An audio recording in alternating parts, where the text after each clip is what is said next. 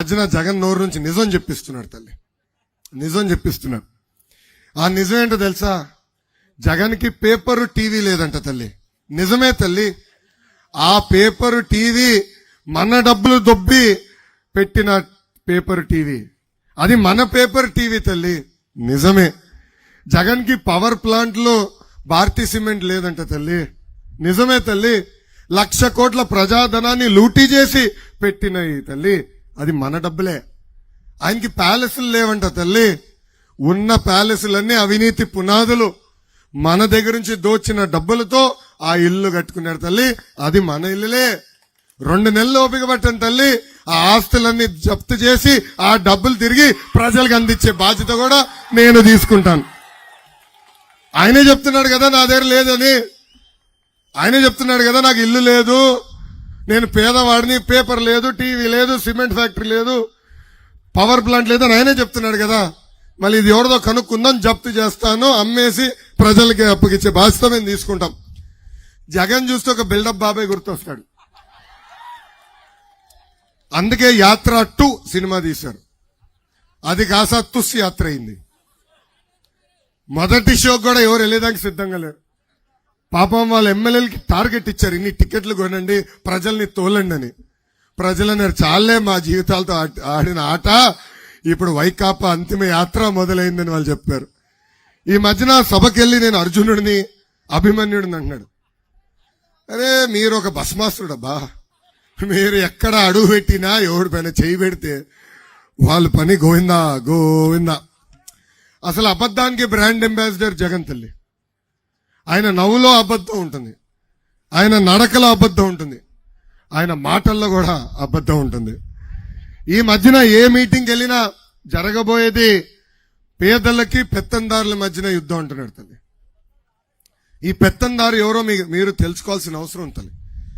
1,00,000 కోట్ల ఆస్తి ఉన్నవాడు, 1,00,000 రూపాయలు చెప్పులు వేసుకుని తిరిగేవాడు, 1,000 రూపాయలు విలువైన వాటర్ నీళ్లు తాగేవాడు. హైదరాబాద్, బెంగళూరు, తాడేపల్లి, ఇడుపలపాయలో, ఇప్పుడు విశాఖపట్నంలో ప్యాలెస్ కట్టుకున్న వ్యక్తి జగన్. ఆయన పెత్తందాడు. రాబోయే 2 నెలల్లో మనకి జగన్ అహంకారానికి ప్రజల ఆత్మ గౌరవం మధ్యన యుద్ధం జరగబోతుంది. ఇది ప్రజలందరూ ఒక్కసారి గుర్తుపెట్టుకోవాల్సిందిగా నేను కోరుతున్నా. జగన్ ఒక జలగలాంటి వాడు. సైలెంట్ గా కృష్ణపట్నం పోర్టు, గంగవరం పోర్టు ఏకంగా ఈ రోజు కొట్టేశాడు. నిన్నగాక మొన్న కృష్ణపట్నం పోర్టులో మొత్తం 10,000 మంది పనిచేస్తున్న ఉద్యోగస్తులందరినీ రోడ్డుపైకి పంపించేశారు. అది దానిపైన పెద్ద ఎత్తున తెలుగుదేశం పార్టీ నాయకులందరూ పోరాడితే కేరళలో భర్తీ లేదని ఖాళీ కంటైనర్ షిప్ తీసుకొచ్చి కృష్ణపట్నం పోర్టులో పెట్టారు.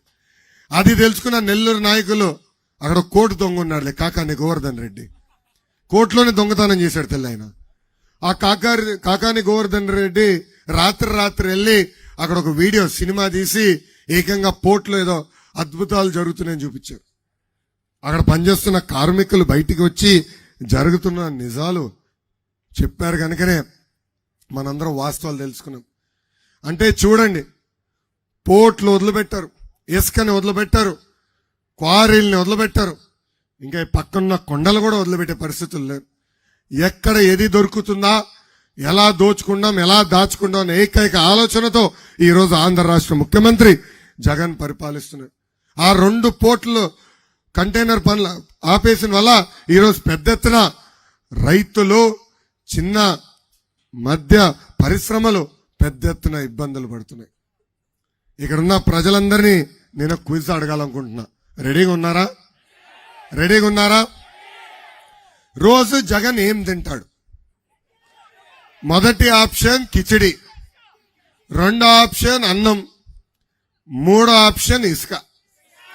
రోజు ఏం తింటాడు? చేతులు పైకెత్తి చూపించండి. ఏ ఆప్షన్? 3వ ఆప్షన్. ఇసుక ద్వారా రోజు జగన్ ఎంత సంపాదిస్తున్నాడు తెలుసా? 3 కోట్ల రూపాయలు. నెలకి 90 కోట్ల రూపాయలు, సంవత్సరానికి 1,080 కోట్ల రూపాయలు. 5 సంవత్సరాలు 5,400 కోట్ల రూపాయలు ప్రజాధనాన్ని లూటీ చేశాడు. 2019 ఎన్నికల ముందల ట్రాక్టర్ ఇసుక 1,000 రూపాయలు ఉన్నప్పుడు జగన్ పంది కొక్కుల్లాగా ఇసుక తింటున్నారన్నారు. ఇప్పుడు అదే ట్రాక్టర్ ఇసుక దాదాపు 5,000 రూపాయలు అయింది, 6,000 అయింది.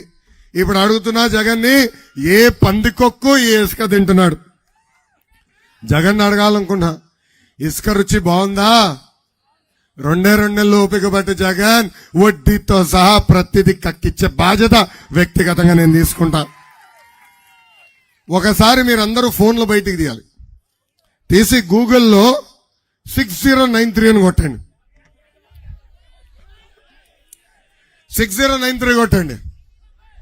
ఖైదీ నంబర్ 6093. 6093 కొడితే ఖైదీ జగన్ ఫోటోలు వస్తాయి తల్లి.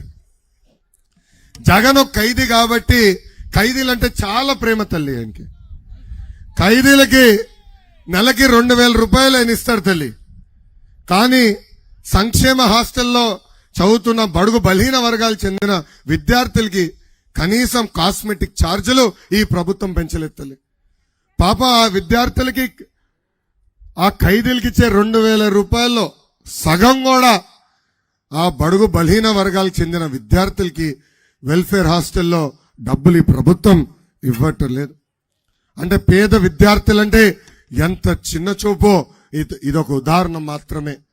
అంతెందుకు తల్లి, మన బిడ్డలు డిగ్రీ కాలేజీలో చదవాలంటే ఈయన కేవలం 8,000 రూపాయలు ఇస్తాడంట ఫీ రింబర్స్మెంట్ కింద. ఇంకా ఇంజనీరింగ్ కాలేజీలో మన పిల్లలు చదవాలంటే కేవలం 32,000 ఇస్తారంట. ఈ ఫీజుతో ఎవరన్నా మన పిల్లల్ని బాగా చదివించగలుగుతామా? లేదు. ఆయన పిల్లల మటుకు విదేశాల్లో చదవచ్చు, పెద్ద పెద్ద స్కూల్లో చదవచ్చు. కానీ గతంలో బాబు గారు ఇచ్చిన విదేశీ విద్య కూడా ఈ రోజు ఈ ప్రభుత్వం రద్దు చేసే పరిస్థితికి వచ్చింది. అందుకే 2 నెలల్లో తెలుగుదేశం జనసేన ప్రభుత్వం ఏర్పడుతుంది. మూసేసిన విదేశీ విద్య అమలు చేస్తాం. అంతేకాదు, ఈ విద్యా దీవెన వసతి దీవెన కాకుండా డైరెక్ట్ గా కాలేజీలకే డబ్బులు వేసే బాధ్యత మేము తీసుకుంటాం. ఈ రోజు హాల్ టికెట్ కావాలంటే మీరు డబ్బులు కట్టాల్సి వస్తుంది. ఈ రోజు మార్క్ లిస్ట్ కావాలంటే మీరు డబ్బులు కట్టాల్సి వస్తుంది. ఆ పరిస్థితి రాకుండా చేసే బాధ్యత మేము తీసుకుంటామని ఈ సభాముఖం మీకు తెలుపుతున్నాం. ఇంకా జగన్ ఒక అద్భుతమైన కటింగ్ ఫిట్టింగ్ మాస్టర్ తల్లి. ఆయనకి 2 బటన్లు ఉన్నాయి తల్లి, మీకు కంపెనీ ఒక బులుగు బటన్.